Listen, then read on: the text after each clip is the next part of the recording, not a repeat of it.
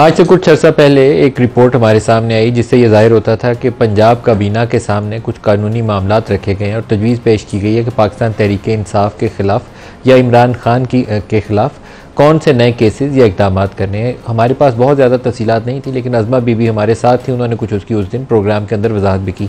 आज उसकी कुछ काबीना की समरीज़ में से ही कुछ सफ़ात जो हैं वो न्यूज़ में रिपोर्ट हो रहे हैं, जिससे ये ज़ाहिर होता है कि पाकिस्तान तहरीक इंसाफ के ख़िलाफ़ मुल्क तोड़ने की साजिश के मुकदमात कायम करने के हवाले से जो एडिशनल कमिश्नर रावलपिंडी हैं उनको कुछ ऑथोराइज़ किया गया है। वो कौन से ऐसे इक़दाम हैं जिसमें एक जमात के ऊपर, पूरी सियासी जमात के ऊपर कार्रवाई का इख्तियार दिया गया हो, उसके ऊपर प्रोग्राम में ज़रूर पूछेंगे कि कंसिडरेशन में ऐसी कौन सी चीज़ें थी जिसकी बिना के ऊपर एक एक्सट्रीम इंतहाई दर्जे के इक़दाम की तरफ पंजाब काबीना को जाना पड़ गया। दूसरा अदालती मामला हमारे सामने है, उसके ऊपर भी बात करेंगे। और पतन की एक रिपोर्ट आई है, पतन की रिपोर्ट बहुत ख़तरनाक किस्म के इशारात हमें उस रिपोर्ट के अंदर मिल रहे हैं। वो ये कहते हैं कि लाहौर के अंदर जो सूबाई असम्बली के 20 हल्के हैं उनके नताइज जो हैं उनको मुरतब जिस वक्त किया गया पाकिस्तान इलेक्शन कमीशन की जानिब से, उस वक्त फॉर्म 45 उनके पास था ही नहीं। उसमें NA 225 लाहौर की नशस्त भी शामिल है, एक कौमी के और 20 सूबाई हल्के। उन्होंने जाकर उसकी कैलकुलेशंस दी हैं और पूरी तफसील भी उन्होंने एक प्रेस रिलीज़ की शक्ल में शाया की है। 20 सूबाई के और एक कौमी का हल्का। वो कहते हैं फॉर्म 45 था ही नहीं और रद्दोबदल किया गया, कभी फॉर्म 46 डाल देते रहे और जो हतमी तौर पर फॉर्म 47 आए वो कुछ और थे। फॉर्म 45 जो ओरिजिनल जिनके ऊपर नतीजा मुरतब होना था वो कहीं और था। इससे ये जाहिर होता है, ये एटलीस्ट दावा किया गया पतन की इस रिपोर्ट के अंदर कि इलेक्शन कमीशन ने फॉर्म 45 तो एक तरफ पड़ा रहा, उनके पास था ही नहीं, तो नतीजा उससे पहले जारी कर दिया। ये मेरे लिए तो एक सवालिया निशान है कि इलेक्शन कमीशन ऑफ पाकिस्तान किस कानून या ज़ाब्ते के तहत ये कर सकता है। अगर किसी कानून और ज़ाब्ते के तहत ये काम इलेक्शन कमीशन ने नहीं किया और खिलाफ ज़ाब्ता है तो फिर तो इलेक्शन कमीशन ज़िम्मेदार होगा, वरना पतन को इसका जवाबदेह होना पड़ेगा। अभी तक पतन की इस प्रेस रिलीज़ के ऊपर इलेक्शन कमीशन ने कुछ भी जवाब नहीं दिया, कुछ इसके ऊपर रद्दअमल भी जारी नहीं किया। अगर वो रद्दअमल दें तो पता चले कि वो कहाँ स्टैंड करते हैं। आज के प्रोग्राम में जो हमारे साथ शुरका है, नदीम अफजल चंद साहब हैं पार्टी से हमारे साथ, सलमान अकरम राजा साहब हैं पाकिस्तान तहरीक इंसाफ से हमारे साथ, और अज़मा बुखारी साहब हैं वज़ीर इत्तलात पंजाब हमारे साथ। सबको प्रोग्राम में खुशामदीद कहूँगा। अज़मा आपसे स्टार्ट करूँगा। पहले ये जो रिपोर्ट है पंजाब काबीना के सामने, आपने एक प्रोग्राम में हमारे ही पहले भी उसकी वजाहत फरमाई थी, थोड़ा सा इसकी वजाहत कर दें कि ये additional commissioner coordination commissioner office Rawalpindi criminal complaint file करेंगे, ये क्या होगी चीज़, मुझे थोड़ा सा वजाहत करें। तहरीक इंसाफ को तो आप बाकायदा कुटहरे में एक सियासी जमात को ले जा रहे हैं। बिस्मिल्लाहिर्रहमानिर्रहीम, बहुत शुक्रिया मलिक साहब। देखिए, अगर तहरीक इंसाफ एक सियासी जमात होती और सियासी जमात की तरह बिहेव करती तो यकीनन ये कभी उनके साथ ना हो सकता था, ना होना चाहिए। लेकिन एक ट्रैक रिकॉर्ड है, एक मुसलसल एक बैकग्राउंड है।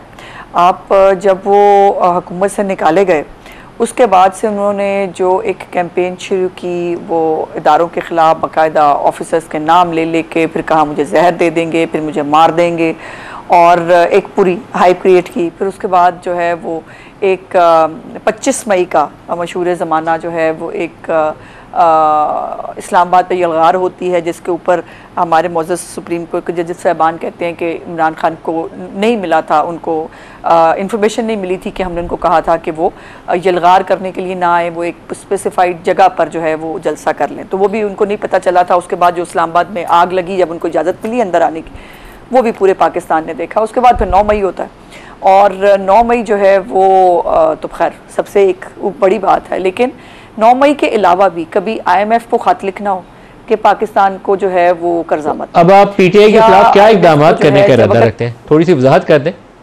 जी मैं आ रही हूँ जी, मैं उसी के ऊपर आ रही हूँ।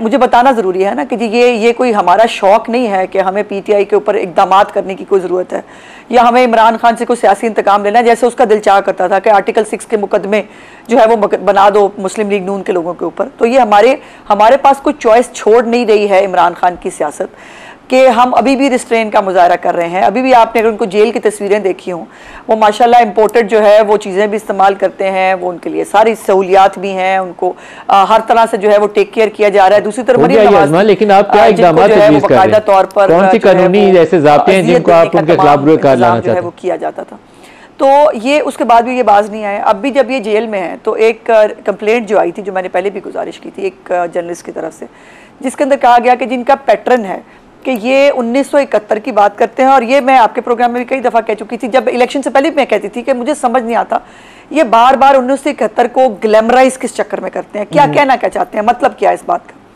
और वो फिर जो है वो जेल से हमने सुनने को मिलने लगा कि इमरान खान साहब जेल में जो है वो अज़मा बीबी की लाइन दोबारा कनेक्ट करें जी, ये मेरी आवाज़ नहीं उनको जा रही है। अज़मा बीबी से दोबारा लाइन कनेक्ट करें। नदीम अफजल चंद, एक पूरी सियासी जमात जो है उसको कटहरे में लाया जा रहा है। ये जो रिपोर्ट है ये जाहिर करती है कि पाकिस्तान पीनल कोड के सेक्शन 121, 123A, 153, 131, मुझे इसकी बहुत ज़्यादा दफात की तफसील नहीं है, लेकिन सियासी जमात को कटहरे में लाने की पूरी तैयारी है। बिस्मिल्लाह। देखें नदीम भाई, पाकिस्तान की तारीख में 40 साल पीपल पार्टी को यही रगड़े लगते रहे। पीपल पार्टी के निशान चेंज किए गए, पाकिस्तान पीपल पार्टी पर पाबंदी लगी, भुट्टो साहब को शहीद किया गया, भुट्टो साहब को फांसी, फिर बीबी की शहादत, वर्करों कोड़ों को क्या हुआ? क्या पीपल पार्टी ख़त्म हो गई? मैं समझता हूँ पॉलिटिकल पार्टीज़ को पॉलिटिकल तरीके के साथ डील करना चाहिए।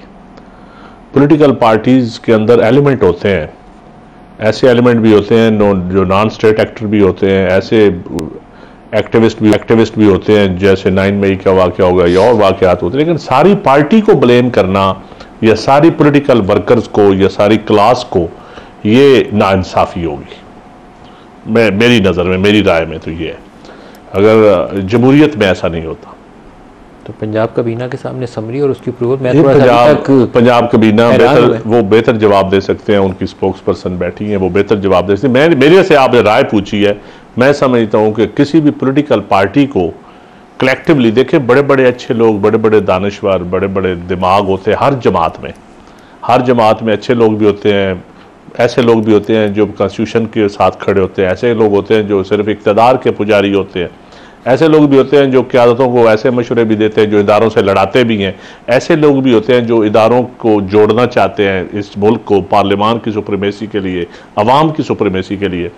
लेकिन अगर आप इस डील करेंगे तो ये मुल्क की खिदमत नहीं है, ना ये सियासत की खिदमत है, ना ये जमहूरियत की खिदमत है, ना ये पार्लिमानी निज़ाम की खिदमत है। आपने सही जुमला इस्तेमाल किया कि नाइंसाफ़ी होगी। अज़मा बीबी से अगर लाइन दोबारा कनेक्ट हो गई हो तो अज़मा बीबी, आप अगर मुझे आपके बहुत तफसील से जवाब आ गया, लेकिन ये नहीं बताया आपने कि कौन से कानूनी इक़दाम आप तहरीक इंसाफ के खिलाफ करना चाह रही हैं। जी, मैं गुजारिश कर देती हूँ, अगर आपने ये जो आई डोंट नो पूरा डॉक्यूमेंट आपके पास पहुँचा है कि नहीं, ये सजेस्ट किया गया, ये काबीना के सामने रखा गया कि इनके जो तमाम इक़दाम हैं, जिस तरह की अंदर से जो है इंस्ट्रक्शंस मिल रही हैं और जो पाकिस्तान के ख़िलाफ़ कॉन्स्पिरेसी के मुतरादिफ हो रही हैं चीज़ें, इसके ऊपर एक्शन लेने की इजाज़त दी जाए। तो उसके ऊपर काबीना ने जो है वो ऑथराइज़ किया होम डिपार्टमेंट को कि वो इसको मज़ीद जो है वो देखे और इसके मुताबिक सजेस्ट करे कि किन इक़दामात को जो है वो लिया जाना चाहिए।